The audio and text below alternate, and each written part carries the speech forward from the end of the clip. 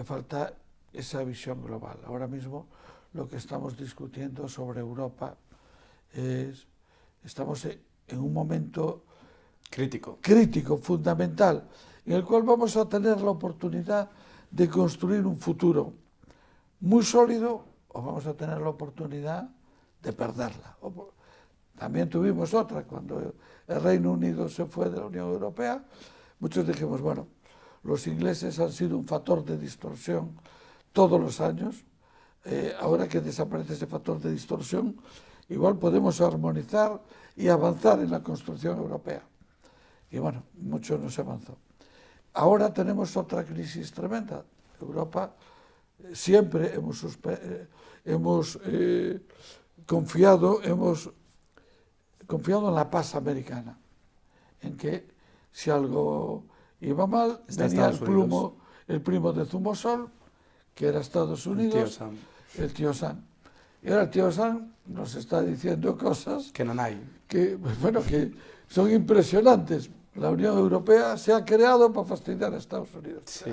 Y los aranceles, bueno, que esté China defendiendo el libre comercio internacional. Pero eso, yo ahí quiero hacer una matización. Ya no solo es ahora con esta administración, ya la administración anterior también fue famoso con Europa.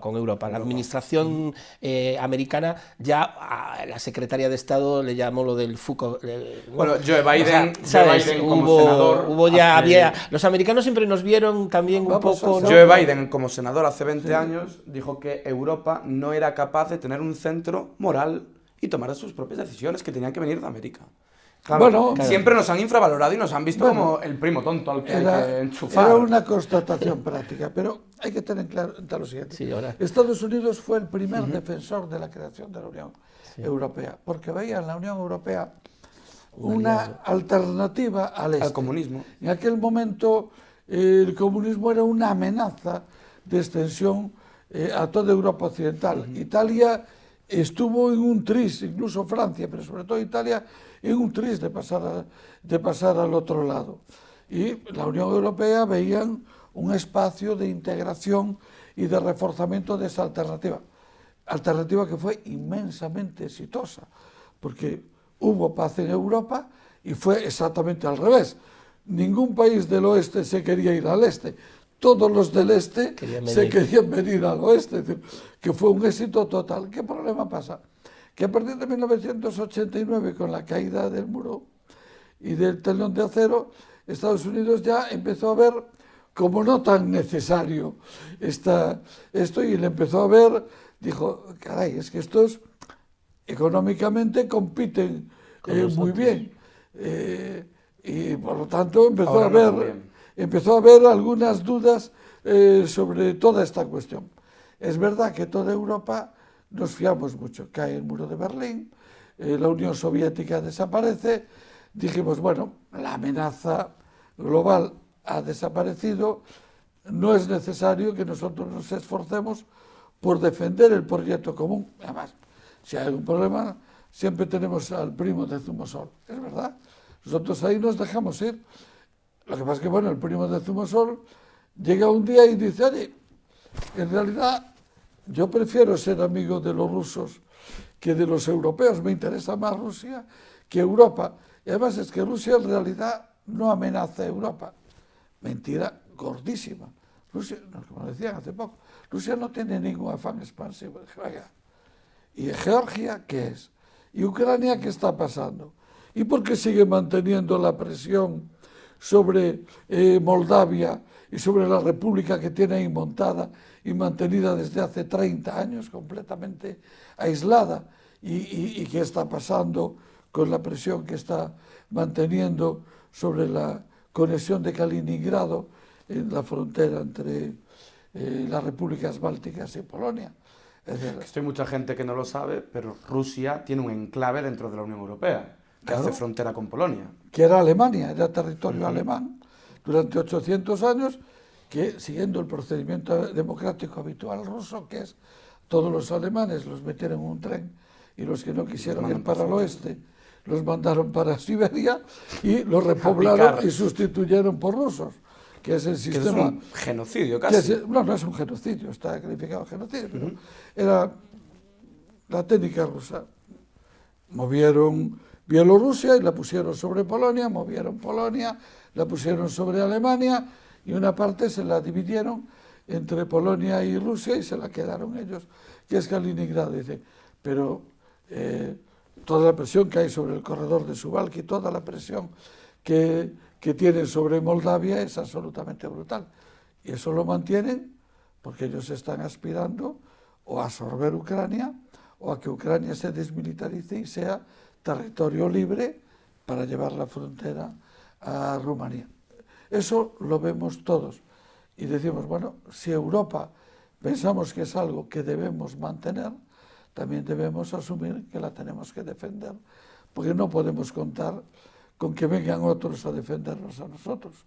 Y yo creo que es muy importante, por ejemplo, que en política de defensa los partidos democráticos asumamos que tenemos que defender nuestro ideal de justicia, de libertad, de economía, de libre circulación, en el fondo nuestro modelo de vida. Completamente de acuerdo. Y eso me parece fundamental, no me parece un tema baladí. Y los que están de acuerdo con nosotros en eso debe ser un tema que nos debe unir. Y los que no están de acuerdo deben saber que para la mayor parte de la sociedad eso es un tema muy, muy relevante.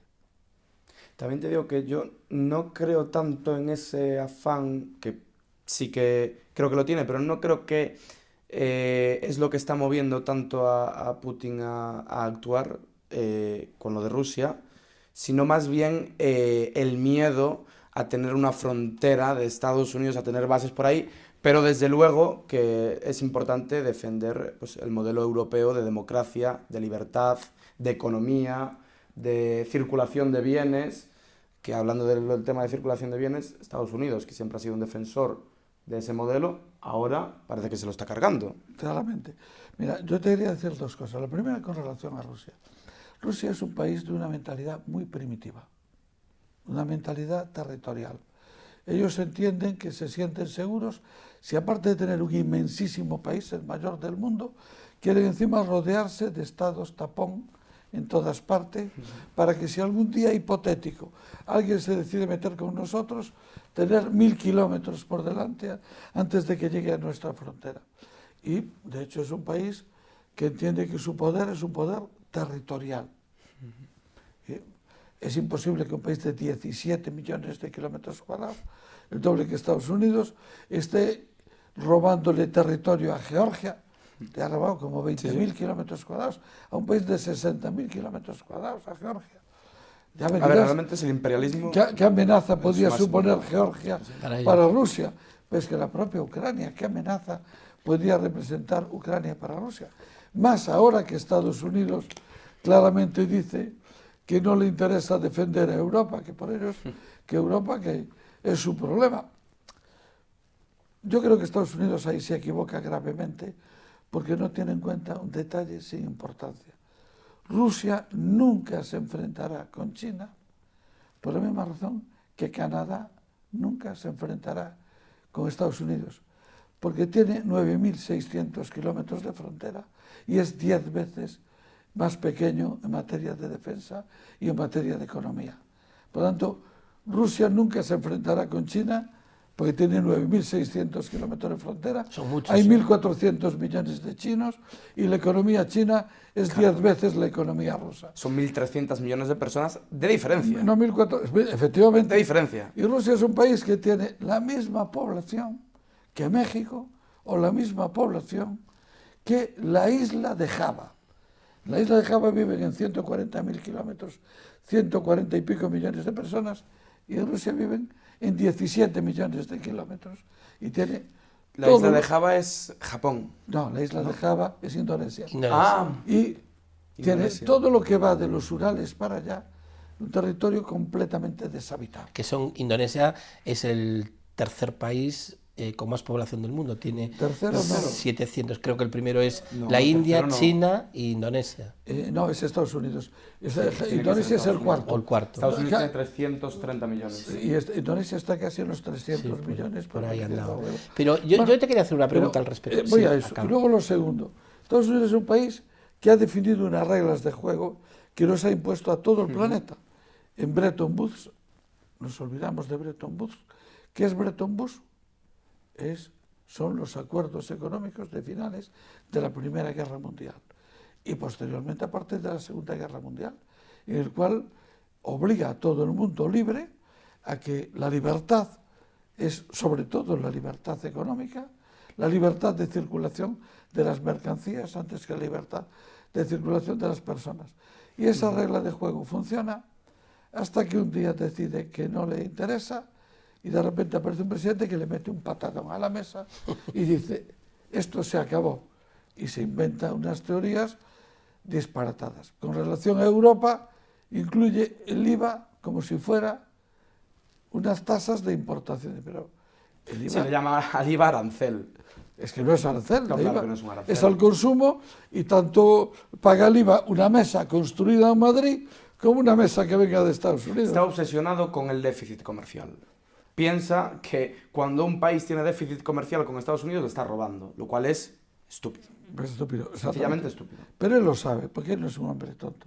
Y él sabe que Estados Unidos es la primera potencia económica, es la primera potencia tecnológica. Y es un mercado muy interesante. Y es un mercado muy interesante, pero también sabe que la balanza de pagos se equilibra de diferentes maneras. Hay la de mercancías, hay la que hace referencia a los servicios, y Estados Unidos es el principal suministrador de servicios a todo el planeta, comunicaciones, internet, cultura a través de cine, a través de muchísimas cosas, y capitales. Y ahí también tiene su talón de Aquiles, porque Estados Unidos ha drenado capitales de todo el planeta. La deuda pública americana, que son como 36 o 37 billones de dólares, es decir, es un 50% más, un 60% más que el Producto Interior Bruto del país, se nutre de capitales de todo el planeta, del mundo árabe, de todas partes. No sé cuánto es ahora, pero hace pocos años entre China y Japón tenían uno el 17 y otro el 16 o algo así de la deuda. Es que parte de su talón de Aquiles es que el principal tenedor de deuda americana es China y el segundo Japón.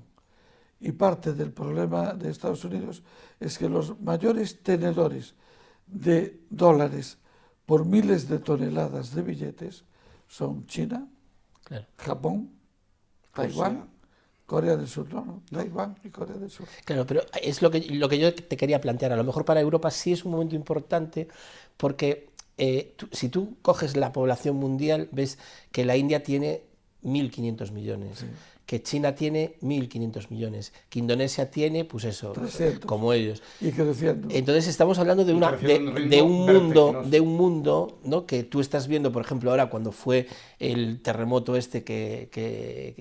reciente, veías que había edificios, decías, bueno, estos sean pobres, no pueden ser mucho, es decir... Pero tú ves Nigeria o tú ves partes de Sudáfrica y es completamente distinto al imaginario colectivo que tiene mucha gente sobre África. A ver, claro, Nigeria es una potencia entonces, económica.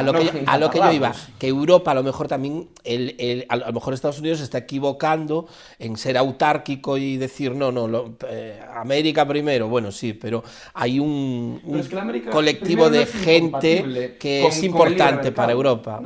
Yo estoy diciendo que sí. ¿Me entiendes? Europa es el 6% de la población mundial. Claro. Hemos ido perdiendo peso relativo drásticamente. Y Europa, incluyendo al Reino Unido, es el 20% de la economía mundial.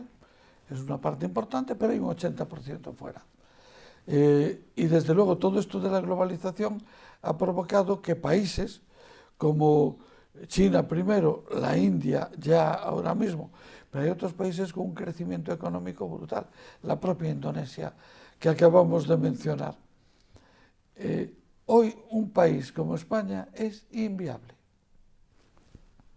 Es un país, somos el 0,6% de la población mundial y poquito más del 1% de la economía Pues yo ahí mundial. no estoy de acuerdo. Necesitamos, o estamos en un ámbito más amplio que nos permita tener masa crítica y competir y jugar en ese escenario, porque toda Europa será la tercera parte de China y toda Europa será la tercera parte de la India.